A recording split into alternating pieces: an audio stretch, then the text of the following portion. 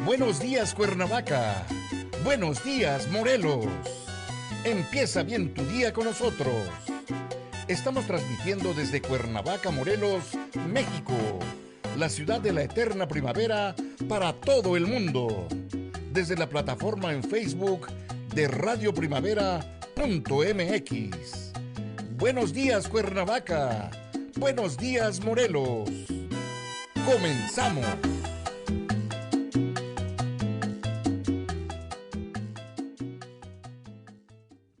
¿Qué tal, amigas, amigos? Muy buenos días. Me da mucho gusto saludarles el día de hoy, miércoles 4 de mayo del 2022. Soy Arturo Aguirre y a nombre de todo el equipo que hace posible esta transmisión en este ciclo compartiendo nuestro patrimonio cultural 2022, me da mucho gusto saludar al doctor Juan Antonio Siller Camacho, que en el día de hoy nos va a llevar a un viaje en el tiempo y el espacio hasta la misión jesuita guaraní de Santiago en Chiquitos, Bolivia. Doctor, muy buenos días. Le cedo el uso del micrófono para hacer la presentación de este tema tan interesante el día de hoy.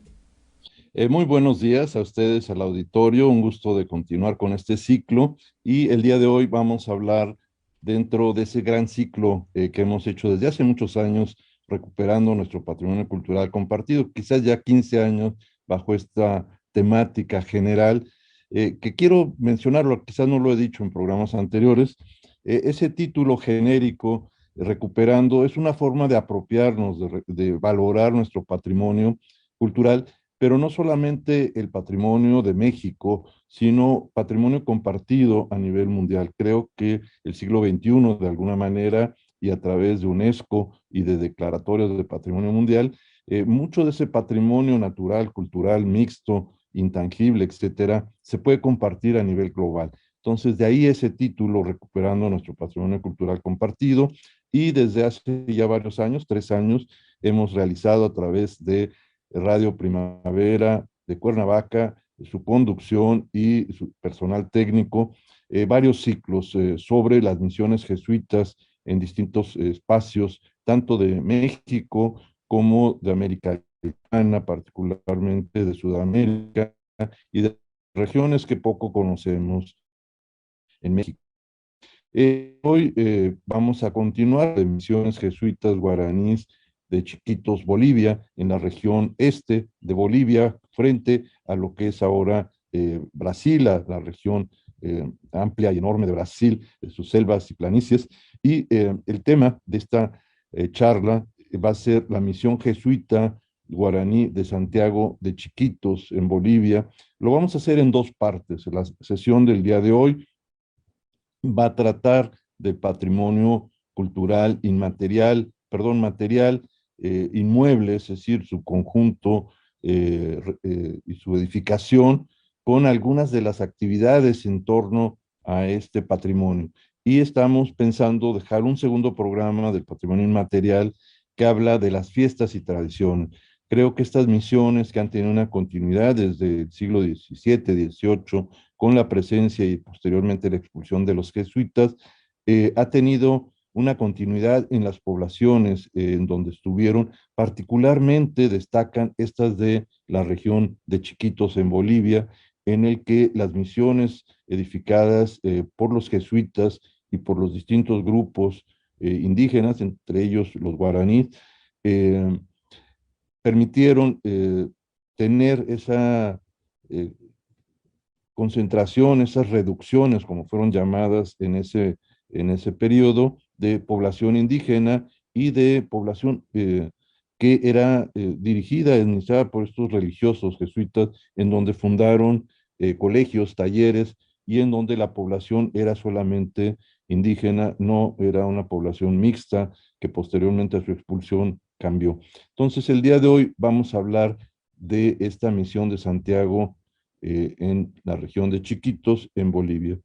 Eh, Estas fundaciones de esta región de Bolivia tuvieron varios asentamientos, tuvieron prueba y error y emplazamientos originales y luego desplazamientos. Todas ellas tuvieron 2, 3 asentamientos previos al asentamiento del que estamos hablando ya en esta etapa de este ciclo. En el año de 1754, los padres Gaspar Troncoso y Gaspar Campos fundaron la reducción, que era el nombre que se llamaba a estas poblaciones concentradas de pobladores indígenas de Santiago a orillas del río Aguascalientes. Pero 10 años más tarde, en 1764, fue trasladada al sitio que actualmente ocupa esta misión de Santiago. Es decir, tuvo dos asentamientos, lo que en México llamamos pueblo viejo, que es asentamientos primarios, originales, y que posteriormente ese pueblo se traslada por diversas razones a un nuevo asentamiento y queda el vestigio, la referencia arqueológica muchas veces, un poblado muy, muy pequeño o a veces simplemente desapareció el pueblo viejo. Es la forma en que en México les llamamos, pero en esta otra región, muchos de estos asentamientos, este de 1754, en algunos casos hay vestigios, pero no se ha hecho una arqueología histórica suficiente para identificar los distintos asentamientos previos al asentamiento en donde actualmente se encuentran estas edificaciones y estas poblaciones. Esta de la que vamos a hablar se establece como segundo asentamiento hacia 1764. Como en los casos anteriores, me parece interesante hablar de una semblanza biográfica de el patrono o del santo que lleva el nombre de estas misiones y que seguramente cada uno tuvo una importancia destacada en relación a por qué llamarle de esa, por qué asignar a ese poblado bajo la tutela de un patrón especial, mucho más afín con los pobladores del lugar. La referencia a Santiago es muy popular en España y en América resulta también una segunda asignación de muchos de los pueblos por parte de los conquistadores. Casi en toda América Hispana hay varias poblaciones y pueblos, ciudades, bajo el patronato de Santiago. Ahora, este santo, este personaje histórico, es uno de los más relevantes porque adquiere tres connotaciones. Santiago de Cebedeo, conocido como Santiago el Mayor, fue, según diversos textos, uno de los apóstoles más destacados de Jesús de Nazaret, y es conocido en la tradición cristiana como Santiago el Mayor. Hay otro que es el Santiago Menor, para distinguirlo de otros miembros del grupo de los 12, incluyendo al que acabo de mencionar, Santiago el Menor. Nació en Bethsaida el 5 antes de Cristo y falleció. Su fallecimiento fue en el año 44 después de Cristo en Jerusalén. El lugar de sepelio del que se hace una referencia mítica porque no corresponde realmente al lugar del cementerio o de los restos originales. Se dice a través del mito que están sus restos en la Catedral de Santiago de Compostela y en Galicia, España, que es un mito medieval de una antigua sepultura romana que fue encontrada en el sitio y que se le atribuyó posteriormente al desembarco, la llegada de Santiago por el mar. Es decir, este personaje va a tener tres referencias: la del apóstol, que es la original, va a tener la del peregrino que llega por mar en un barco de piedra y en las costas de Galicia desembarca y muere en ese lugar donde ahora descansan estos restos que se atribuyen a él, pero que corresponden a una tumba romana y que es un lugar de peregrinaje importantísimo en Europa, particularmente en España. Hay tres lugares de peregrinación muy importantes: el de Santiago de Compostela durante toda la época medieval y de toda Europa, había caminos que llegaban a este santuario; el de San Pedro en Roma y el de Jerusalén. Son los tres grandes lugares de peregrinación y este de Santiago lo tiene para Europa. La ocupación a que se le atribuye originalmente era la de pescador, cuando su relación con los otros apóstoles era la actividad principal. Posteriormente se le atribuye la de peregrino y misionero, y finalmente hay una tercera con la expulsión de los moros, de la población árabe que ocupaba por 8 siglos España, y que se atribuye a este santo su aparición montado en un caballo blanco con espada y yelmo, y como protector de la recuperación de España, llamado Santiago Matamoros, el Mayor. Eh, y que en su significado, eh, Boanerges significa hijo del rayo, y en América se le conoce como Santiago Mataindios, que era al que se abocaban los conquistadores antes de las batallas con los grupos indígenas en la región de lo que va a ser la Nueva España. Un hermano de Santiago es Juan el Apóstol, San Juan Evangelista, que aparece casi siempre junto con los otros 3 evangelistas como soporte de la iglesia. Sus padres fueron Zebedeo y Salomé, y esta referencia es la que estamos encontrando en esta población de esta misión. Entonces, eh, tiene esas 3 connotaciones: el de Santiago el Mayor como apóstol, el de peregrino en Compostela con un lugar de enterramiento y peregrinación durante la Edad Media, y como Santiago el Caballero, el, el, el de la espada, además muy popular entre las poblaciones de México, porque quizás yo pienso que refleja a ese Dios guerrero que muchas de nuestras deidades mesoamericanas lo tenían ese atributo de guerreros, de lanza, de, de, de, de un personaje que podía tener esas 2 connotaciones, la de cierta bondad y cierta atribución, pero la otra de guerra. Entonces, el tener a un personaje con espada y defendiendo y luchando, pues en muchas poblaciones indígenas es muy venerado y muy retomado en peregrinaciones, en fiestas y en población. Y como mencioné, muchas fundaciones de pueblos se hicieron bajo el patronato de Santiago, como en el caso de Querétaro y otros más. Vamos a entrar ya a la población y a la misión de Santiago en Chiquitos. Aquí tenemos al frente el gran espacio, la plaza, que ahora se han convertido en plazas arboladas, con bancas más recreativas, y que fueron espacios abiertos, libres de vegetación. Solamente conservaban una cruz al centro con 4 palmeras, símbolo de martirio, y con una iconografía muy relacionada a esta referencia de martirio.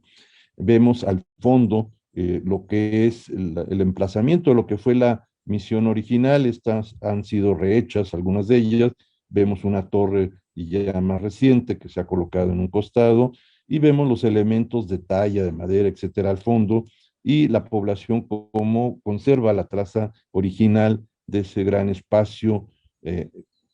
de plaza que podía tener funciones religiosas, civiles, festivas, lúdicas, y la población de los distintos grupos indígenas y sus caciques en torno a la plaza principal, en grandes manzanas con calles muy amplias y que circundaban el espacio central de la misión,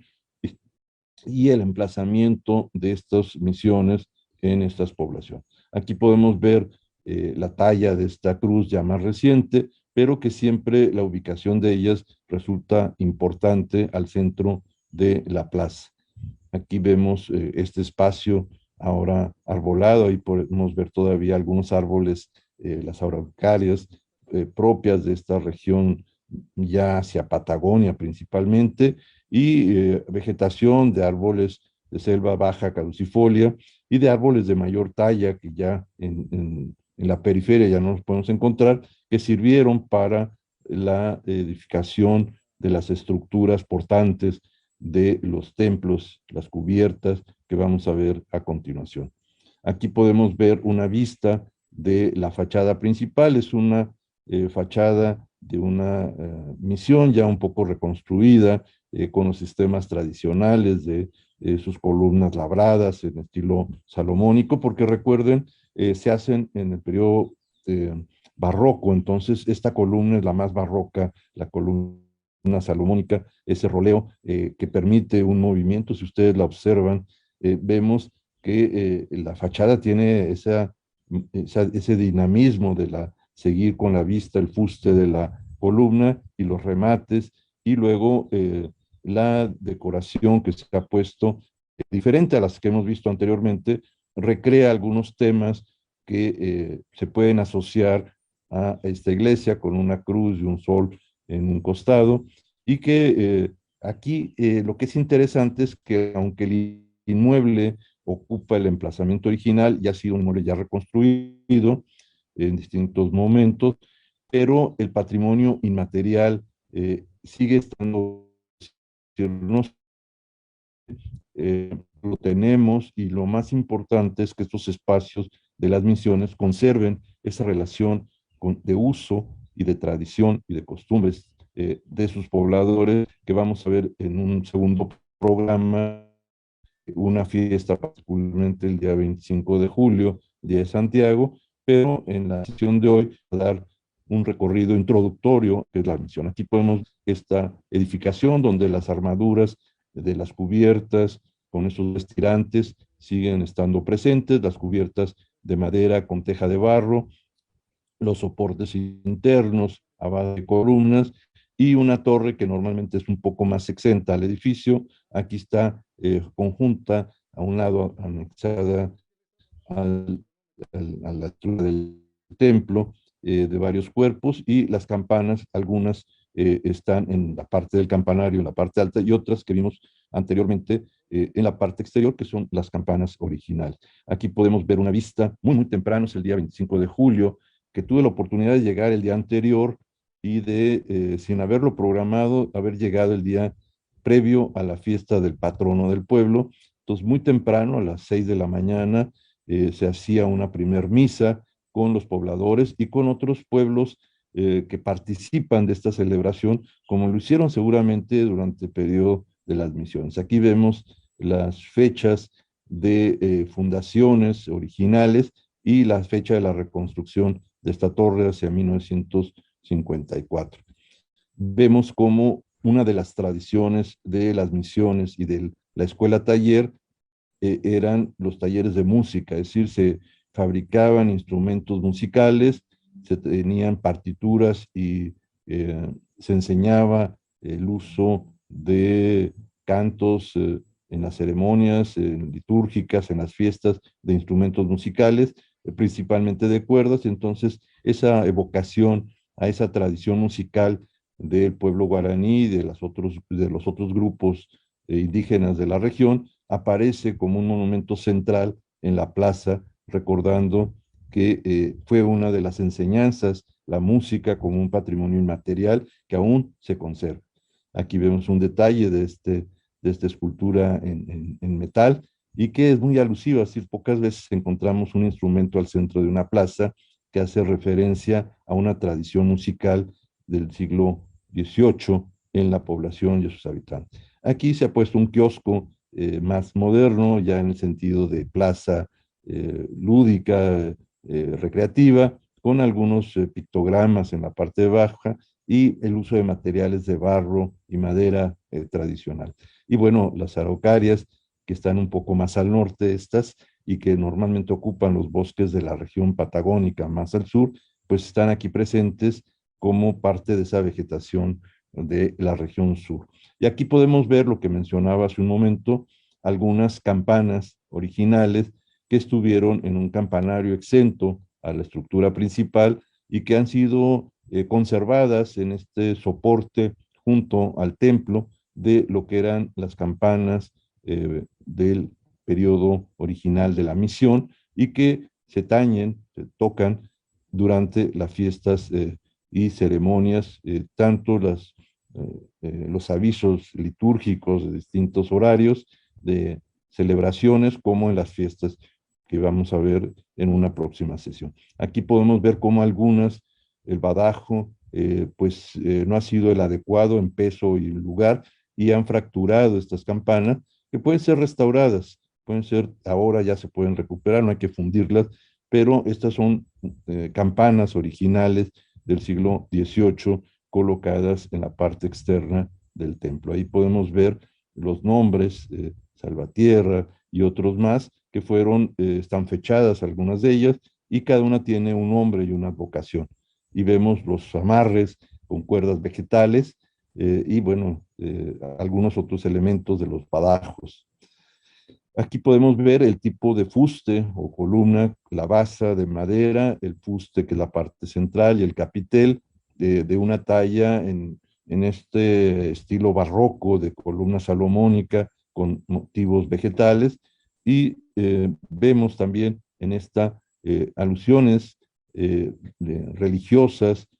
que han sido colocadas de manera reciente, pero que sirven de ilustración en la parte externa del templo. Y bueno, una cruz reciente que también sirve de referencia y fechada en 1952 en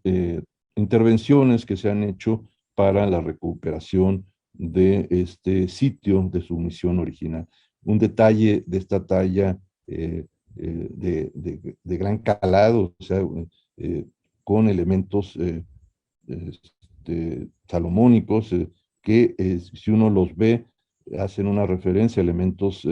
vegetales que van enroscados en la columna, pero además que generan, si uno lo observa, un gran dinamismo y una gran movilidad. Aquí podemos ver la forma de organización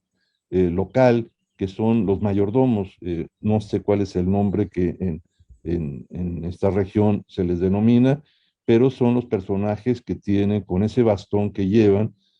tienen a su cargo la organización de las actividades, tanto civiles como sobre todo las festivas y litúrgicas con la población. Son elegidos por sus pobladores y es un cargo de gran relevancia, un cargo distintivo para cada uno de ellos, el ejercerlo a lo largo del año o el tiempo de función. Aquí se ven entrando al espacio interior, al fondo se ve un retablo original barroco en lo que es el templo, las cubiertas a dos aguas, y es una misión con un templo no tan monumental, es un poco más sencillo, conserva las dos puertas, una originalmente al cementerio, otro a la escuela taller, y el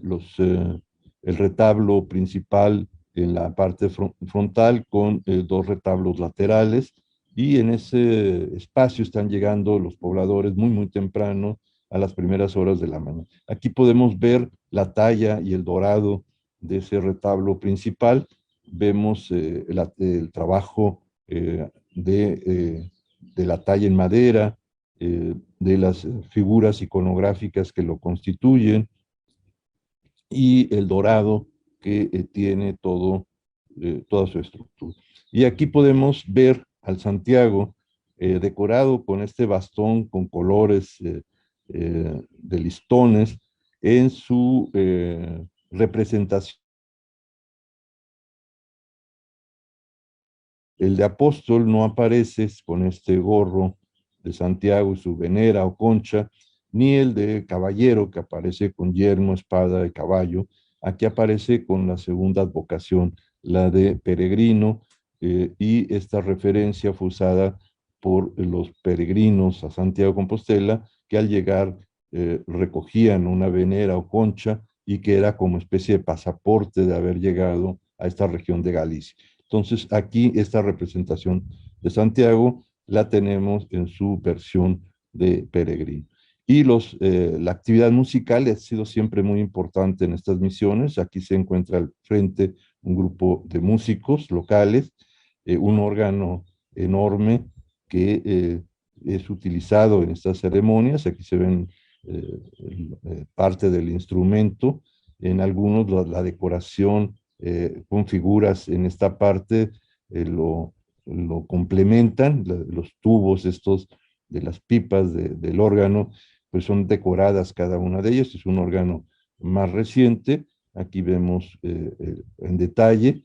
y aquí vemos al grupo de personas que participan en la parte instrumental de las ceremonias y posteriormente de las procesiones, como la fiesta se acompaña con velas, veladoras, ceras, como se llamaban, y que eran producidas en la época de las misiones. Había toda una gran producción de cera de abeja,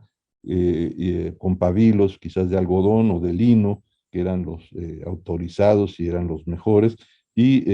había esta actividad junto con la de los herbarios y la hierba mate, que era parte de la producción que hacían para intercambios en las ciudades. Aquí se ven algunos objetos litúrgicos en la parte central del templo y se ve la actividad cómo va iniciándose.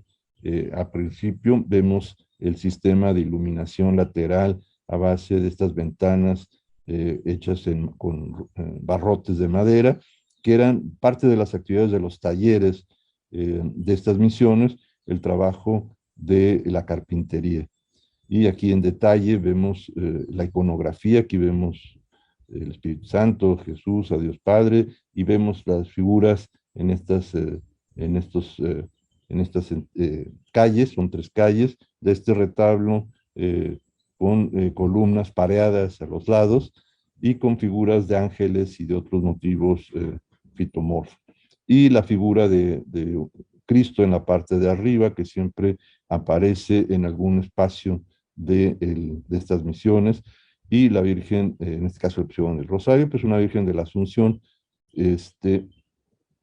que siempre aparece junto con el Cristo en uno de los costados y la Virgen en el otro. Este es el espacio exterior de lo que era la misión. Aquí se ve uno de los patios que comunicaba los talleres, con muchas plantas, etcétera. Y estos espacios estaban también en las huertas. Las huertas eran realmente los espacios más amplios en donde se podían cultivar cítricos que eran traídos como plantas exóticas, y se reproducía la hierba mate y otros en un espacio atrás del templo de gran tamaño, en donde se ocupaba para una producción propia y como un gran vivero para luego llevarlo a la periferia de la misión. Estos espacios han cambiado. Aquí podemos ver cómo algunos de esos espacios han sido ya ocupados por viviendas, departamentos de otro tipo, la vegetación que se ha dejado, y estos espacios de los patios pues han utilizado ahora como espacios deportivos, pero son parte de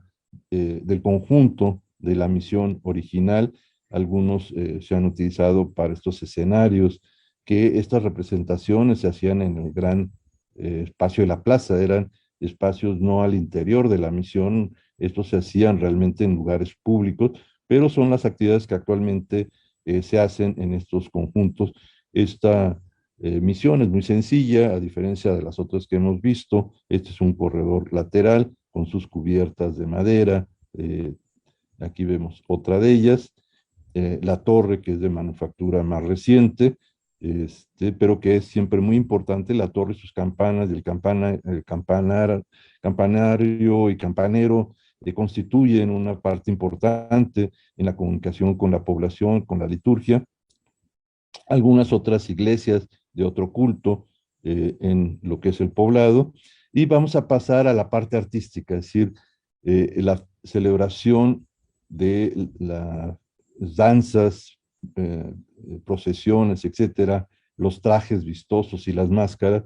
y que esta representación es llamada de los abuelos, probablemente de los personajes mayores o de los personajes viejos, que siempre fueron autoridades importantes en la comunidad. Entonces, este es un mural en dos dimensiones o en varias dimensiones, tanto la del mural como la de las máscaras y de los objetos que portan estos personajes, en donde los cascabeles que llevan en las rodillas y las capas y elementos, es un mural reciente que está en un mesón en el poblado, y que representa la fiesta que vamos a ver de los abuelos y que esta representación se hace el día 25 de julio. Vemos cómo estos bastones tienen la forma serpentina que tiene que ver con la mitología, los bastones de mando o los bastones de apoyo de estos personajes, sus guajes de agua y la danza y personajes adultos y niños que participan, y casi toda la población, lo vamos a observar, participan con máscaras y trajes en las ceremonias públicas el día 25 de julio y quizás en otras más. Aquí vemos estos detalles de los personajes y las máscaras extraordinarias que les cubren el rostro a todos los participantes y vemos las expresiones de todos ellos que son muy especiales, es decir, es una ceremonia en donde se ha conservado esa tradición de máscaras de madera, trajes de muchos colores, cascabeles, bastones, guajes, etcétera, y una participación de todo el poblado. Es decir, el pueblo se sale de sus casas y participa en las distintas procesiones que se hacen en ese día. Aquí está la fecha de la elaboración y el autor. Y vamos a pasar a otro aspecto también importante que vamos a dejar una sesión para hablar de la recuperación de estas misiones a cargo de un arquitecto suizo, pero en este caso vamos a hablar de un taller que se encuentra en otro poblado y que parte de esos trabajadores que estuvieron a cargo de las reconstrucciones, restauraciones, a llamarle, y restituciones de elementos de madera, como el de carpintería, han conservado ese taller, como han estado tallando figuras que les piden de distintos lugares de la región de Chiquitos de Bolivia, y cómo ellos elaboran, uniendo y integrando elementos de madera a esculturas de gran formato, como esta que podemos ver aquí del Santiago, y cómo esto era la parte en donde se nos cortó, cómo en algunos museos, este es en Santa Cruz, se han recogido tallas de estos talleres de la región que son exhibidas como obras de gran valor, con policromía, muchas de ellas, podemos verlas aquí, como no son representadas en madera, sino que aparecen la madera con color, que es parte de las características del arte barroco y del arte popular. Aquí vemos esta figura de un ángel con cuerpo vegetal y una trompeta, un ángel musical, estos querubines alados, y luego el tema de las máscaras, cómo son diferentes fiestas, la de los turcos, los abuelos, de las que vamos a hablar, los macheteros, los lanceros, la rueda grande, que también la podemos ver, en fin, y cómo en distintos lugares hay estas representaciones, el uso de las máscaras como parte de este patrimonio inmaterial y festivo, del cual lo vamos a ver en una próxima sesión y ya en la actuación de estos pobladores en su ceremonia en el poblado. Estas son representaciones de máscaras que encontramos en los distintos museos, y el ritual, los distintos rituales, parte de la sociedad y la actividad de estos pobladores, cómo colaboran en trabajos colectivos, como la edificación de vivienda con sistemas tradicionales de palma, de guano, armaduras de madera local y bateas para procesar los granos en los patios de sus casas, las actividades agrícolas,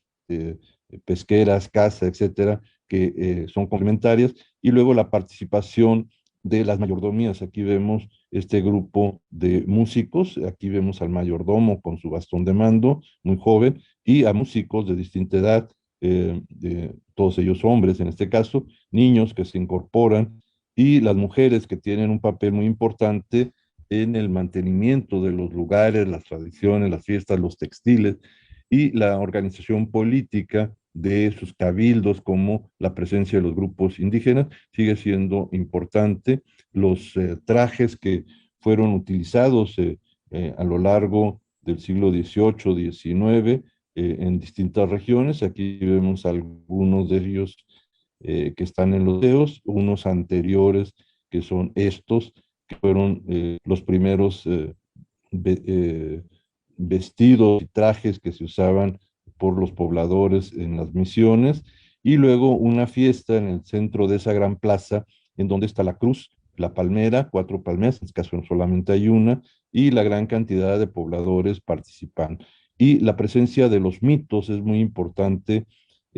particularmente el asociado con el agua y la serpiente, y los manantiales, que tiene que ver con esa cosmovisión de los grupos guaraníes y de otros grupos en esta región, y cómo el mito de los manantiales, las corrientes de agua y la serpiente y los animales de la selva están presentes en su tradición y cosmogonía. Aquí podemos ver cómo la serpiente tiene una referencia al mito y asociada a la corriente de agua, los animales que están en ese contexto de agua, y la importancia del agua como parte de la vida. Y la representación actual, contemporánea, de estos personajes, estas mujeres, estos hombres, con el árbol, un árbol, parece más bien una ceiba, más hacia la zona de la Amazonía, y la tradición y la presencia en el arte contemporáneo de artistas a su antecedente histórico. Con esto vamos a dejar esta primera presentación y podemos pasar a los comentarios que nos puedan hacer el público, y estaremos en una siguiente sesión hablando de la parte de patrimonio inmaterial y de las tradiciones. En este he querido anticipar algo de lo que vamos a ver ya los pobladores, es decir, lo que le usan en la fiesta, la organización material que complementa muy bien el patrimonio material que hemos estado narrando a lo largo de estas exposiciones. Entonces, pues si hay algún comentario, pregunta del público, con mucho gusto aprovechamos de comentar y de contestar. Nos disculpamos de esta interferencia que tuvimos, esperemos que en la edición se corrija para que en la grabación aparezca de manera continua, y bueno, pudimos regresar más o menos rápidos nuevamente a la conexión. Bueno, a ver, sí, tenemos de Andrea Romero, nos dice, qué importante es que no se pierda todo este conocimiento y preservar el patrimonio que es de todo. A ver, Vanessa Cortés, ¿cómo es posible distinguir un asentamiento de otros, de otros y varios, si fueron jesuitas o de otra orden religiosa? Sí, bueno, en esta región fue ocupada primeramente por algunos franciscanos, pero posteriormente los jesuitas tienen a su cargo la conformación de esas reducciones o misiones de frontera con el dominio portugués de lo que es ahora Brasil. Hubo una expulsión de ese territorio por acuerdos que tuvieron entre España, en un tratado en 1750, el Tratado de Madrid, donde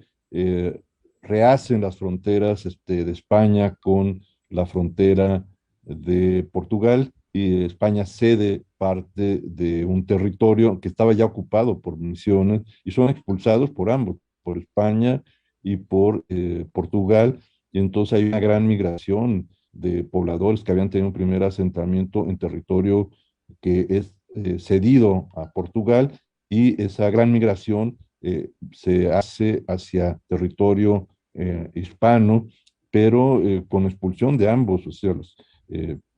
España y Portugal los expulsan para regular esa situación que resulta un poco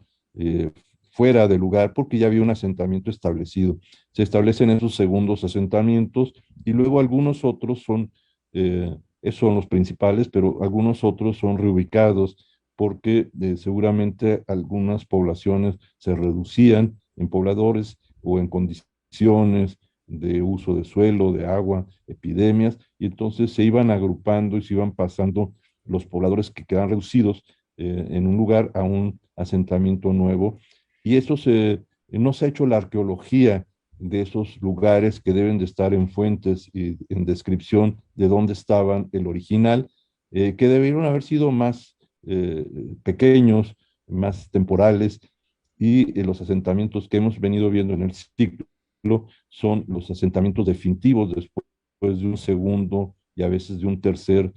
asentamiento y de cambio de población. Eso mismo sucedió en México, es decir, Huejotzingo, por ejemplo, en Puebla, el actual asentamiento es el tercero, estuvo asentado en dos lugares anteriores, y aquí en Morelos les llamamos Pueblo Viejo al asentamiento primario de población en el siglo XVI, y posteriormente se reubican muchos de ellos cercanos a las haciendas, o las haciendas se ubican cercanos a estos segundos pueblos. Sí. Muy bien, doctor, pues ya no hay otro comentario, pues solamente nos resta hacerle la invitación para la próxima semana. ¿Cuál va a ser el próximo tema, por favor, doctor? Vamos a continuar porque vamos a hacer un complemento a las misiones que hemos venido mencionando y mostrando, de cómo no solamente el patrimonio tangible o material de sus inmuebles, sus edificios, es importante, de sus muebles o objetos litúrgicos, sino el uso de ellos, es decir, el patrimonio que se denomina inmaterial o intangible, que es el patrimonio antropológico, el patrimonio vivo, cómo el uso de esos espacios no es solamente un uso monumental, es decir, no solo es importante la arquitectura del lugar, sino es importante el uso y la continuidad de esos usos litúrgicos, esos espacios por sus pobladores. Creo que eso es lo que al patrimonio le da un valor y una relevancia, que los espacios sigan teniendo esa vinculación con sus usuarios y con la liturgia que van cambiando, pero esas fiestas y tradiciones,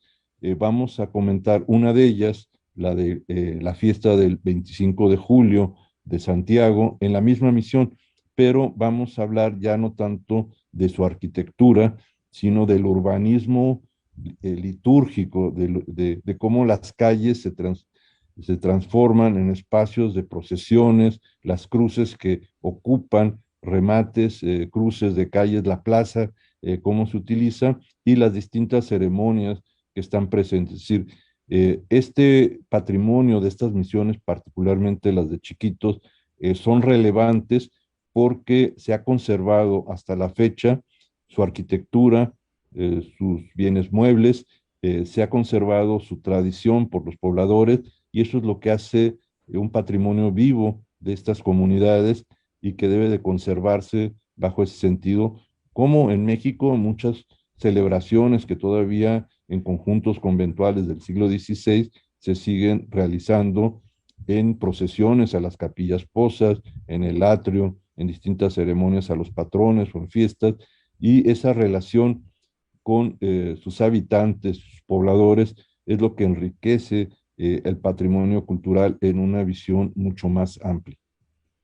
Muy bien, doctor, pues entonces de esta forma llegamos a la conclusión de esta emisión de hoy, miércoles 4 de mayo del 2022. Y bueno, pues la próxima semana tendremos sin duda alguna una excelente charla, conferencia con usted, porque bueno, ya vamos a ver el punto de vista antropológico, donde seguramente usted va a observar